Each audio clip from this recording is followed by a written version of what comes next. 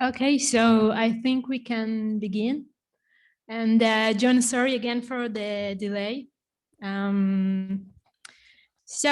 am pleased to introduce John Simmons. This is actually the second lecture that John gives to our community. So I would like to thank you in behalf of the Ecom Israel community for your time and effort and your generosity. John began his career as a zookeeper before becoming collection manager at the California Academy of Science and then the University of Kansas, where he also serves as director of the Museum Study Program. John currently runs Museologica, museum consulting. He teaches for Michigan State University, the University in National de Columbia, and museum study. He serves as the associate curator of collection at the Earth and Mineral Science Museum and Art Gallery at Penn State University. He was published a lot of books and papers and articles, and among them is a Thin, Great, and Small Collection Management Policy, which will be on the focus of his lecture today. And he was the co-editor of the 6th edition of Museum Registration Method with Tony Kaiser, which I mentioned before earlier this day. And John, it's considered as the Bible of the registrar, am I right? Yes. Well, John served as on the board of directors of the Association of Registrar and Collection Specialists, the ARCS, from 2015 till 2021, and received the Caroline L. Rose Award for Outstanding Commitment for Natural History, Collection and Management from the Society for the Preservation of Natural History Collection. John's lecture will be focused on the developing and implementing collection management policy. So John, thank you again for joining us and for your lecture, of course, and the floor is yours. Thank you very much. And you can hear me and see the slides all right? Yes? Yeah, we can. Okay, very good. So thank you very much for the opportunity to speak to you today about collection management policies. Although writing policies can be tedious, it is an important aspect of collection management and one that we should not be neglected. So let's start with a few concepts and definitions. What this image shows is the result of good collection management policies, and this is in the Indianapolis Museum of Art. So the three people that are sitting in the gallery are not sitting and resting. They are each in their own way interacting with the objects in the museum's collection. This is, in essence, what museums are all about. Museums provide a place where people can make meaning from their interactions with objects. However, for this to happen, the collection has to be properly managed, and that means preserving the objects and the information about them and making these both available to the public. So, what is collections management? We can define collections management as everything that is done to care for and document collections and make them available for use. So collection management encompasses acquisition, accession, registration, cataloging, care, use, primarily for exhibition, research, and education, but also deaccession and disposal of objects and their associated information, as well as collection security, conservation, storage environment, and access. So collections management has a direct impact on all of the activities in the museum, because ultimately all of the activities in the museum involve the collections at some level. And so these activities should be guided by policies that help the staff make good decisions. Another way to think about this is to divide the tasks of collection management into three broad categories. One would be care of the collection, which includes things like accessioning, registration, and cataloging, keeping the objects in order in the collection storage array, periodic collection inventories, and providing clear instructions to people on how to handle objects. Use of the collections includes access to the objects and their information, making the collection objects available for exhibition, research, or use in educational programs, loans to other institutions, and the security of the collection. And preventive conservation is everything that is done to keep the objects in the collection in good condition, such as maintaining a stable storage environment and monitoring the storage environment conditions and the individual objects over time, and the use of inert materials. So if you think of it that way, we can divide collection management up into these three broad categories, which makes it a little more understandable. A collections management policy is actually a set of several policies, although we tend to refer to it in the singular when we talk about collections management policy. These policies, this group of policies, clarify who is responsible for managing the collections and how the collections are to be managed. The collections management policy is approved by the museum's governing authority, and the policy defines the principles that govern collection activities, practices, and operations in the museum. Collection management policies should be based on the particular institution, which means the history and traditions of the individual museum and of its community, the people who use that museum. And also the legal and ethical constraints governing how the museum acquires and uses objects in the collection, the governance structure of the museum, how the museum is legally organized, and on standards and best practices in the museum field. So a word about standards and best practices. Standards are generally accepted and recognized levels of attainment that all museums should expect to achieve. These are developed by discussion and agreement within the profession, and standards carry the stamp of authority. So a standard needs to be approved by a large professional organization such as ICOM, or in our case of the United States, the American Alliance for Museums. Best practices are generally agreed upon actions that are based on experience and practice that can prevent or resolve problems in collection management. Best practices change and evolve rapidly over time, and they do not need the approval of a professional organization. So when we talk about standards, we're talking about lofty attainment goals that are widely recognized in the field and approved by an authority. When we talk about best practices, we're talking about the way we have learned to do things the best way in order to take care of the collection. Collection management policies must be written for the needs of each individual institution, the collections it has, and how the collections are used. And a policy should be created only to accomplish a specific goal, to address a particular issue or solve a problem. For example, at the Earth and Mineral Sciences Museum and Art Gallery, we have a policy that requires valuable artwork going on exhibit to be hung with security hardware, as Julianne Snyder, the museum director, is doing here, attaching the security hardware. The individual policies included in the collections management policy are therefore going to vary from one museum to another. No two museums are exactly alike. Each museum should develop policies and practices that are appropriate for its particular collection and circumstances. And you should never simply copy the policies of another institution and try to apply them to your own. Other museums' policies may be used as models or templates, but don't just try to copy them, because that will not work very well. It's important to understand also the difference between policies and procedures. Policies are what regulate a museum's activities. They identify what needs to be done, and they provide a framework to help the staff make decisions to get things done. And they provide continuity to the collections management operation by establishing standards for the institution. So policies need to be approved by the institutional governing authority. So that is your board of directors or board of trustees or whatever authority it is that is ultimately responsible for the museum. Procedures, by contrast, tell the staff how to implement the policies in everyday practice. So procedures provide the mechanisms and the details for making the policy work, for implementing it. Procedures are a series of succinct and unambiguous action steps that are developed at the staff level.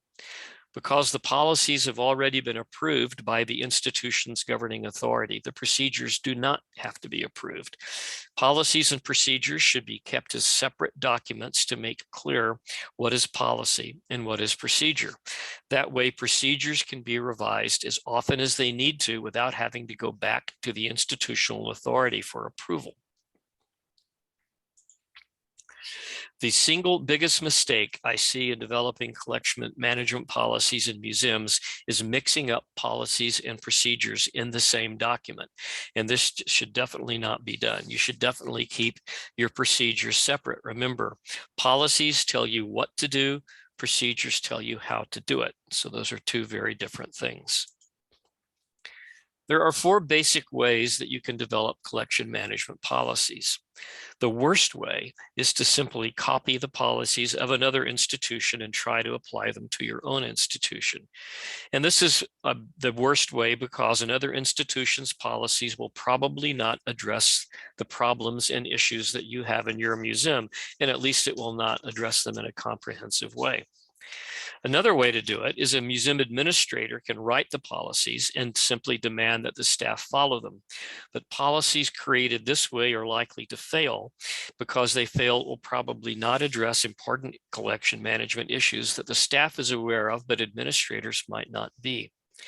A third way is to hire an outside consultant to work with the staff. This can work all right, but by far the best way to develop policies, a good set of useful policies, is to organize a writing team composed of museum staff members, the people who actually deal with those problems on a day-to-day basis, and let them identify what policies need to be made and how they should be phrased. So here are a few simple steps that will help you develop good, useful policies. The first is to assemble a writing team, and the writing team should include a variety of perspectives from the museum staff. So I would, depending on the size of your museum, I would include people from administration, exhibitions, collections, and education at a minimum, but it depends on the size of your staff. And you should, in addition, solicit input from all sectors of the museum staff. And by that, I mean from the director all the way down to the custodians and the guards, because all of these people use the collections in some way or interact with people using them. They all may have something to contribute to policies. Because remember that collections management is one of the few operations in the museum that directly impacts all other activities in the museum. So the next step is your writing team will develop a list of the issues that need to be addressed, the things that you need policies for. And this means identifying problems or issues that your institution faces or things it wants to avoid by having a policy in place which will avoid a problem. The next is to do a standards review. So you review the literature to find out what the current standards are for care in the profession, as well as current legal and ethical standards and regulations. This will, of course, vary greatly depending on the kind of museum it is. If the collection is primarily archaeological or history or art or natural history, these will all have very different standards and certainly very different legal issues to attend to. The next thing, step number 4, is collect feedback from all of the museum staff. And I recommend circulating drafts beginning with a very early draft of the policies to the entire museum and give everybody a chance to read the drafts and make comments on them. None of us like to follow rules that get handed down from above. We all like to have a hand in establishing the rules that we follow. And this is a very good way to get your staff involved in thinking about the collection and how its management impacts overall operations. Particularly if you have a very small museum staff, it might be a good idea to get input from colleagues in other institutions. So other museums that are similar to yours and get an outsider's perspective. An outsider may notice something that you're overlooking that should be addressed as a policy. Step 5 is once you have the policies written and you've gotten input from the staff and you think things are nice and complete, you need to get governance endorsement. And this means your board of trustees or your board of directors or whatever authority is ultimately responsible for the museum. This is going to vary quite a bit from one museum to another or from one country to another. So it depends on how your museum is legally organized. But ultimately, it is the approval of the governing authority of the museum that gives the policies their power, because in this case, the governing authority of the museum, the people responsible ultimately for its running, are giving you permission to regulate the museum through these policies. So when you take these policies to your governing authority, you need to be prepared to explain and defend the policies, as well as to incorporate whatever suggestions that you may get from members of the governing authority. And remember, in many cases, particularly if you have a board of directors or a board of trustees, these people are not museum specialists, and you may need to do some explaining to make them understand why the policies need to work the way they do. Well, once the policies are approved by the governing authority, then you develop the procedures and not before. So remember that the procedures are the steps that are going to provide direct guidance to the staff on how they carry out those policies, how they implement those policies in daily practice. So you don't want to develop these procedures until the policies have been approved. And at this point, then you need to implement the policies. You need to put the policies to work and see what happens. And this brings us to the last step, step number 8, and this is a periodic review and revision of the policies. And you do this as necessary. No policy is going to last forever. Things change over time.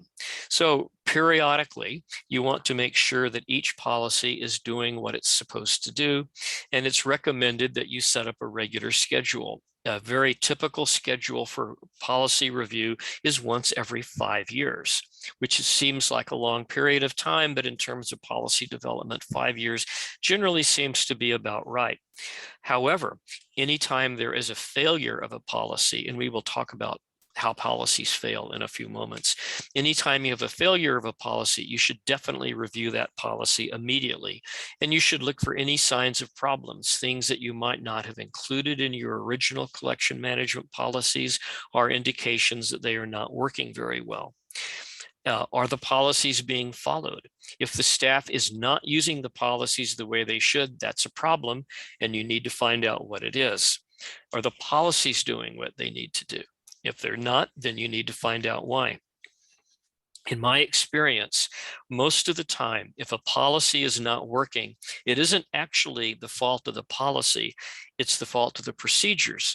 And so in many cases in your review, you can simply revise the procedures the staff uses and get the policy to work just fine without having to revise the policy. But you can only do any of these by a regular review of your policies. There is a growing expectation for transparency in public institutions and how our institutions operate. I think this is a very good thing. Our institutions are generally operate in what we call in the United States the public trust, meaning for the benefit of the public. And I think it behooves us to be as transparent as we can about how we operate and not keep things secret.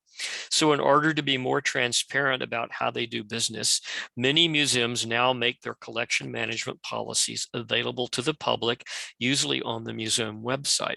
So if you Google or search for museum collection management policies, you will find quite a number of them, even from some very large institutions, are available. And this is very useful to look at as models and templates. But I think it's a good idea to get the information out in front of the public about how your museum operates. There's a few other policy considerations I want to mention. Collections management policies help the museum staff carry out their responsibilities by defining the areas of staff responsibility and delegating decision-making authority to the appropriate individuals or committees. So it's really important in the policies to identify who has the authority to make exceptions to the policies, because from time to time, it may be necessary to make an exception, but this should be done at a very high level. This should usually is the responsibility of an administrator. And you also want to direct the staff to maintain complete written records regarding collection management decisions and activities, because these records are ultimately what's going to help you determine whether the policy is working or not, and will aid in the transparency of your museum if you keep very good records. However, the most important thing I want to mention in terms of other policy considerations is make sure that the collections care staff, the people who take care of the collections day to day, are given the appropriate authority to carry out the responsibility for collections care. All too often when I do consulting work with museums, I find that the staff has the responsibility for taking care of the collections, but not the necessary authority to carry it out. And this is not good. Good collections management policies will help avoid these conundrums by clarifying the authority necessary for that level of responsibility. I know when I was working full-time as a collections manager, I frequently ran into this problem, and that I would be responsible for carrying out a collection, but not have the authority that I needed to make sure that the collection was properly managed. So you want to make sure that authority and responsibility go together. So what should the policies address? This is a question I get asked a lot, and the answer depends entirely on the particular institution. No two museums are really alike. Each institution needs to establish policies that either prevent problems or resolve problems, and those are the particular problems it faces. And it's pointless, of course, to write policies you don't need. You shouldn't write a policy about something just because another museum has one. So here is a list, and it's extremely long.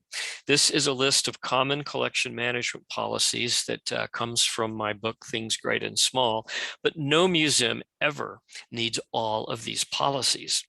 Instead, you want to look at the general categories. And so the categories are over on the left-hand side of the screen. So when I put together a policy document, I recommend starting with an introduction that explains briefly how the policies were developed, what they're for. And you have general policies, and those are things like your institutional mission and what have you. Your administrative policies that govern accountability and that sort of thing. Ethics, which is very important for how staff work. Personnel policies, which cover things such as health and safety and human relations and human resources, staff relations. The policies for the direct care of the collection, and there's a very long list of these, beginning with acquisition and ending with deaccession. The policies that govern the documentation of the activities in the museum. The intellectual property concerns should be addressed by policies, what can be made public and what cannot. Interpretation, exhibition use of objects, research use, legal issues and liabilities, which are going to be, of course, highly variable from one museum to another, and risk management. But don't worry about how long this list is. There is a much shorter list that I have provided for you in the reading that I believe was distributed to you electronically. So the more concise list of typical collection management policies is provided from the chapter on collection management policies from the 6th edition of Museum Registration Methods. It's a much easier list to work with. If you want the comprehensive list, then you can check in my book. The main thing is, keep in mind that some institutions may need policies that are not on the list. You may have particular specialized problems that other people have not yet run into or that are not very common. So don't assume the list is entirely comprehensive. You can't really have an entirely comprehensive list. But the list I showed you on the previous slide was taken from the 2nd edition of Things Great and Small, if you want to look at it. But I think if you work with the list in the reading, that you'll find that to be adequate, at least to get started. So how do policies work in practice? This is an example, simplified, but this will give you an idea of how policies work. So we'll create a museum just to give us an example to work with. I happen to be very fond of frogs. Most of my early work was as a herpetologist. So let's assume that we need an accession policy for an international museum of frog art. As far as I know, there is no such museum, although I would like to see one. And so what do we want to say in this? Well, we start by going to the museum's mission. What is the purpose of the museum and what is the purpose of their collection? So in this case, the mission of the International Museum of Frog Art is this. The International Museum of Frog Art collects, exhibits, and interprets art featuring frogs and toads to help people appreciate their value as part of the Earth's biodiversity. So very simple mission, very straightforward.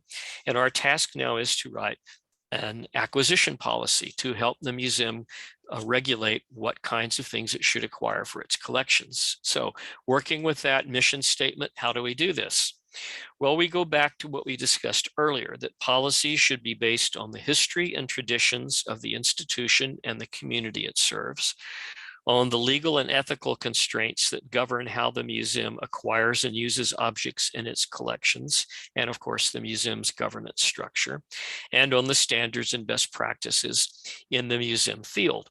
And so in this case, the acquisition policy of the International Museum of Frog Art needs to say that objects and artwork acquired for its collections must be quality objects or works of art, because we said that it says that in the museum mission. They must depict either fossil or recent species of frogs in artistic, cultural, or historic ways, because that is part of the mission. The mission is to interpret actual real species of frogs and toads.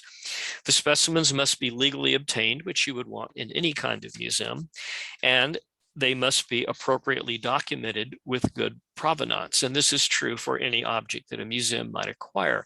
And there's several reasons for making sure that things are properly documented.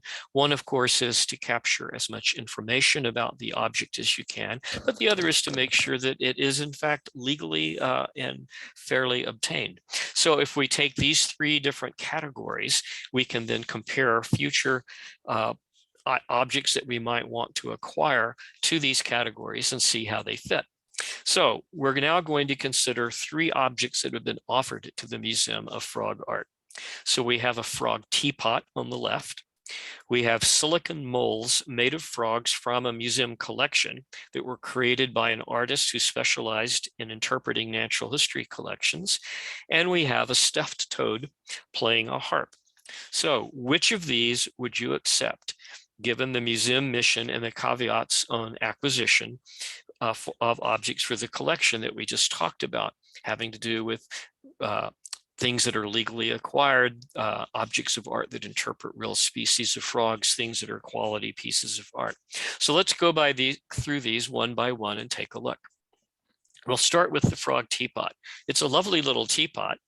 But it does not really fit the museum's criteria for collecting, because it is not a representation of a real frog species. It's highly stylized, it's artistic, but it doesn't represent a living species of frog. So even though this is a legally obtained object and it's appropriately documented, it does not fit in the mission of what the museum collects. So according to our acquisition policy, it would not be suitable for the collection. So the history and tradition of the museum knock that one out right away.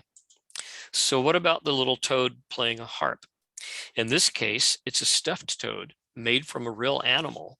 So that certainly does fit the history and the tradition criteria, because it represents a real species. However, in this case, it lacks documentation. We know that the animal was made from a cane toad because we've had a specialist look at it, and it's a real toad, so they can tell you it's Rhinella marina, the cane toad. We know that it occurs in Mexico, Central and South America, but we have no idea when this specimen was imported into the United States. And in addition, there is no evidence of any kind of collecting permit or export permit from its country of origin. There may be a problem with CITES, with the Convention on International Trade of Endangered Species of Wild Flora and Fauna. A lot of issues arise here.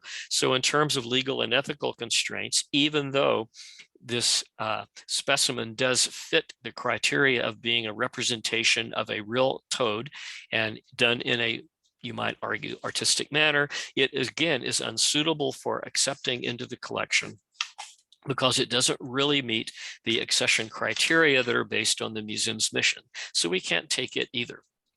So what about the silicon casts that are made of frog specimens in a museum collection, and in this case, donated by the artist? Well, these happen to meet all of the museum's criteria for accession. They are quality art objects.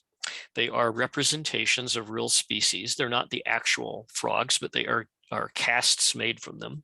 They were legally obtained because the artist has provided us with documentation on that point, and they are appropriately documented. So these can be accepted for the collection. So this is how policy should work. You should lay out your criteria. You should look back at the purpose and particularly at your institutional mission, and make sure that you have criteria for acquisition that will enable you to acquire only things that will be useful in the future for the collection, and then use them in an appropriate way. And you can do that, of course, with any of the policies. I picked acquisition because that is a fairly easy one to talk about. We don't have time to discuss every topic that ought to be covered by collection management policies today, but I did want to briefly mention the collection care and stewardship policy, because it is usually a lot more complicated than we anticipate it's going to be when we start out. This is the policy that tells the staff how to work with the collection day to day. Ideally, every object in the collection should receive the same level of care. I think we would all agree with that. The whole point in having something in a museum collection is to take care of it so it can be used in perpetuity into the future. But of course, in practice, that's usually not possible due to budget problems and staff constraints. We usually do not have the money or the staff time to provide exactly the same level of care to all objects. And some objects, of course, are worth more than others, either in terms of monetary value or cultural value. So we actually are going to have to prioritize care. Some objects are going to get better care than others in most institutions. And so this is why a very good collections care and stewardship policy can establish a framework for prioritizing this kind of care. So the policy should be rooted in preventive conservation, which is fundamental to collections care. Collections care and stewardship policies are going to vary in the level of detail they provide. And by preventive conservation, of course, I mean the steps that we take to prevent deterioration from occurring in a collection. So that would be using inert materials, providing a stable storage environment, protecting things from the agents of deterioration, such as ultraviolet light or heat or excessively high humidity, that sort of thing.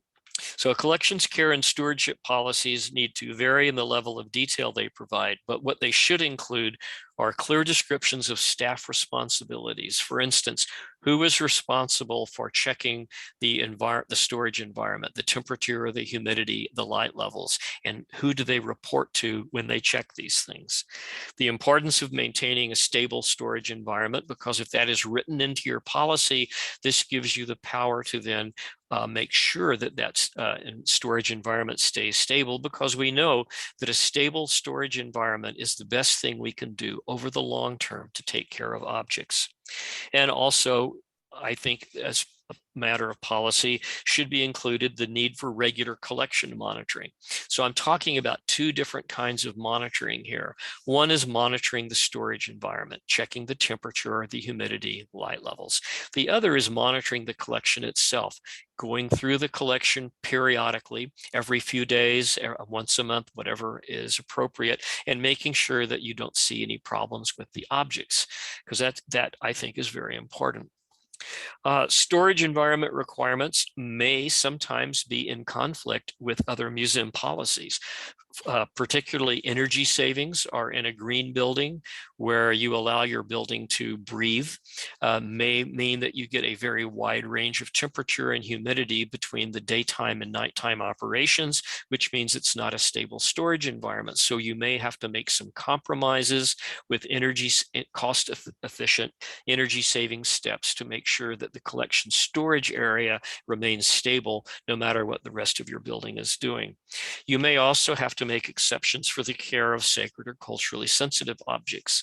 Some objects should not be worked on by a conservator without permission from a community of origin. Here in the United States, we often run into things such as Native American objects, which, if according to the terms of the culture they came from, may need to be ritually smudged with smoke from sage plants from time to time, or ritually fed with corn pollen or tobacco. And so we need to make decisions about whether or not we are going to follow those practices.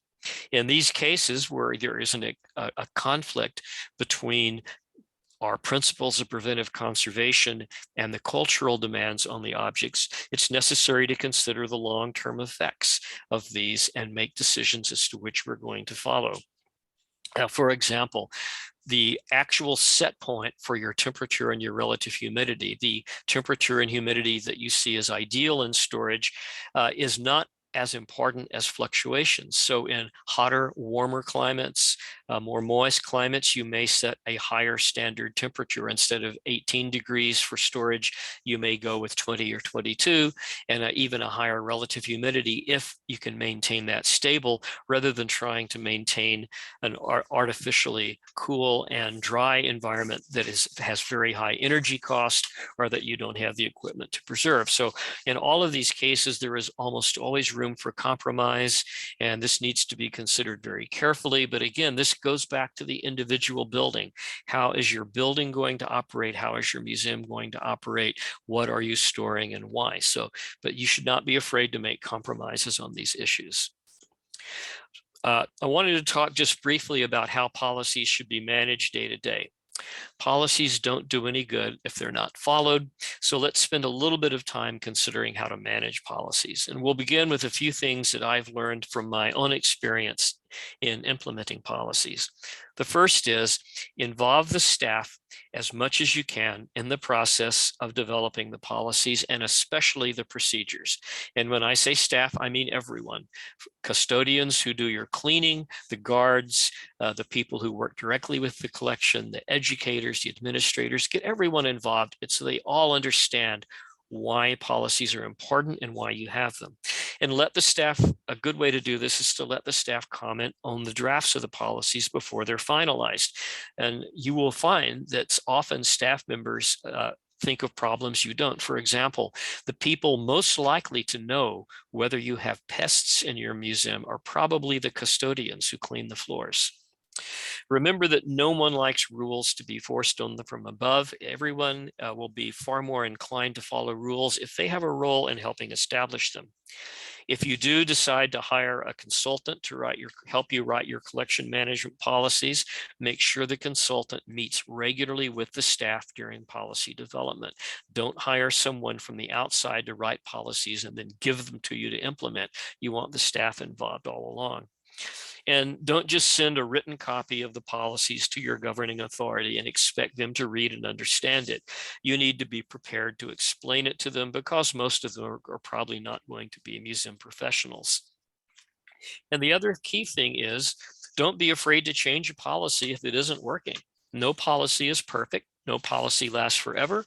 And when they stop working, they need to be fixed. So I want to talk a little bit in terms of management about policy success and failures. Why are some policies successful and others not?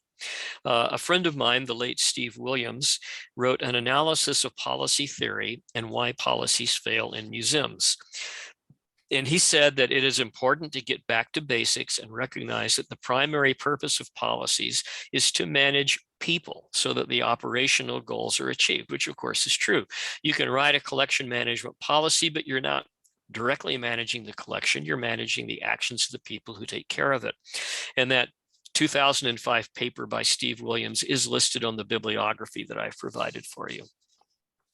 So what Steve did was he proposed that policies are ineffective due to inappropriate concerns, inappropriate processes, or inappropriate policy products. And inappropriate concerns are things like policies that don't get implemented. They are never actually put into practice because perhaps they're too complicated, too complex, or perhaps because people just get lazy. Or they are policies that are enforced inconsistently. If a policy is effective, it needs to be regularly enforced the same all the time, with the rare exception being made from time to time by someone in authority, but in general, it needs to be consistent. Or another inappropriate concern is institutions that do not have collection management policies. Inappropriate processes may mean that an inappropriate process is used to develop the policy. Perhaps the staff was not consulted widely enough.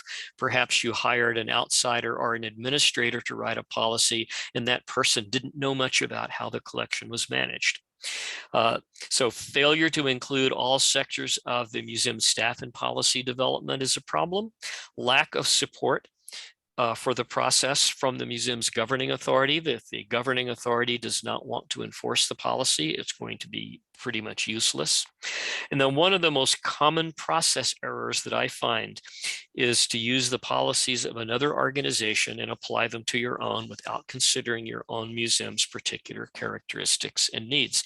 As I said before, policies from other museums can be very useful as models or templates, but you can't just take the policies from another museum and apply them to your own. You need to think about how those are going to impact your institution.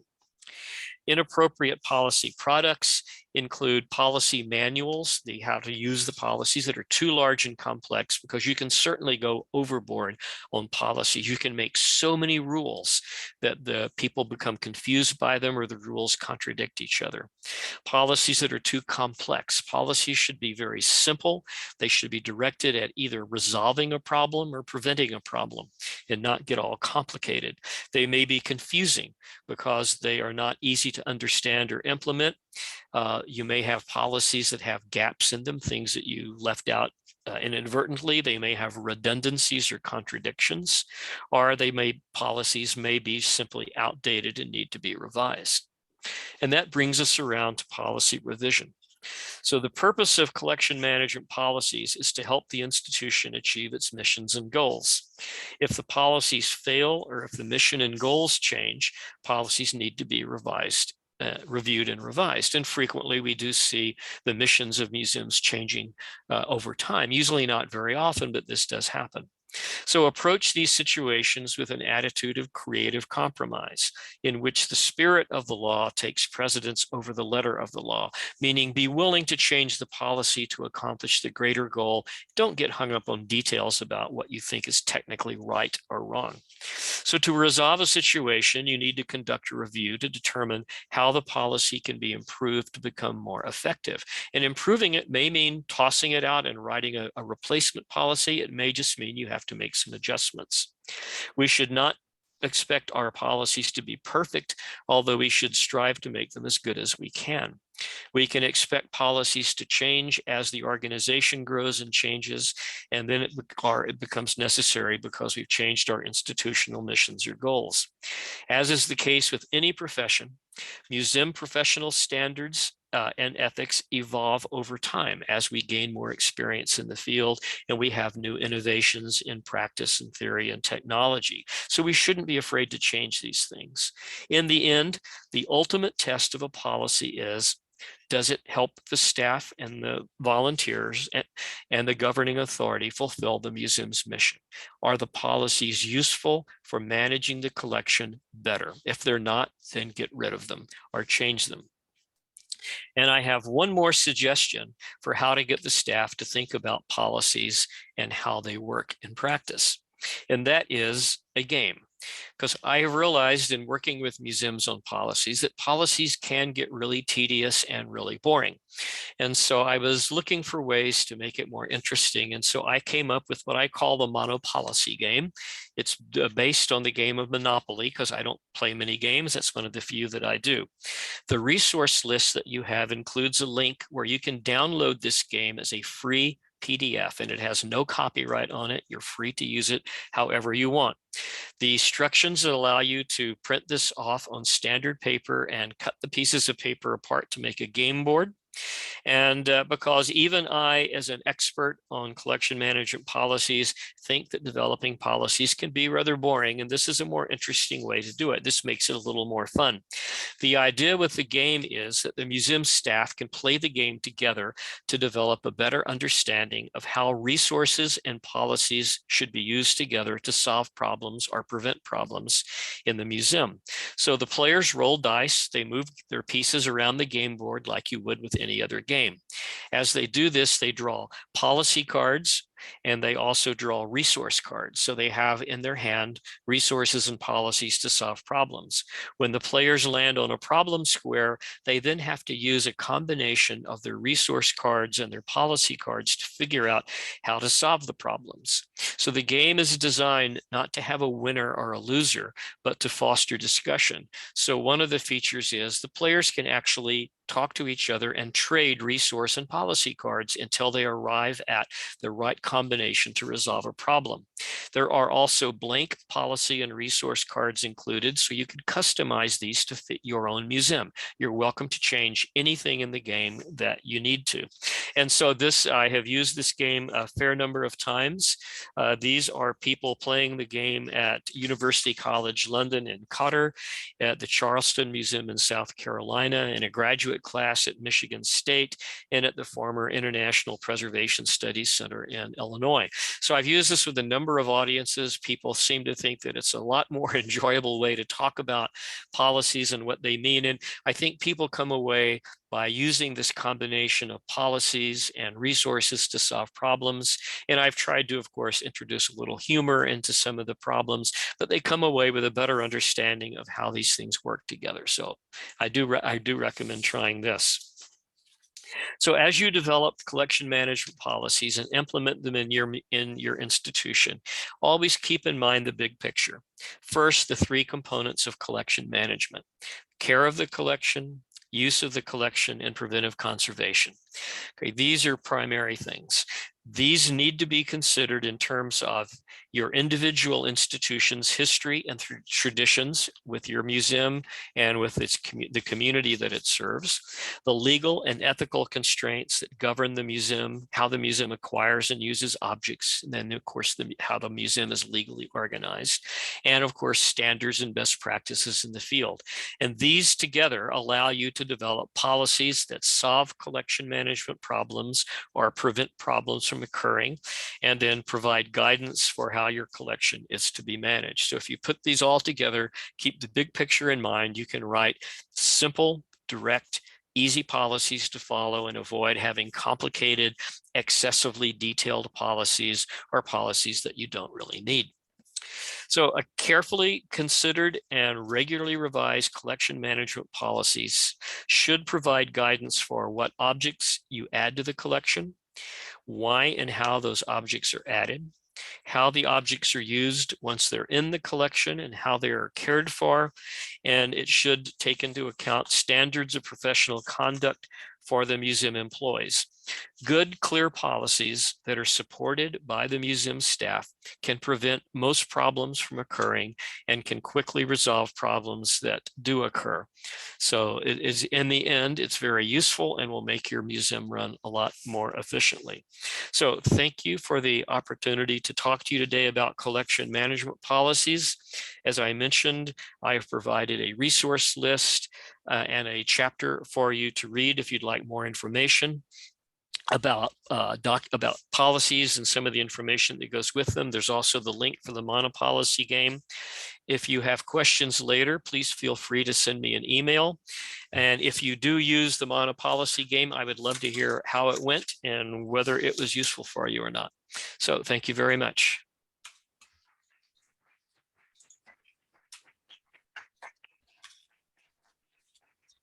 Thank you very much, John. It was very fascinating, as usual, of course. Does anyone in the audience have a question to John?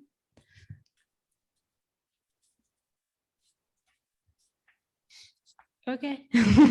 Well, this is the last lecture we have. We have a full day today, and so I will thank you again and we really appreciate it. Thank you. Have a nice day. All right, you too. Bye.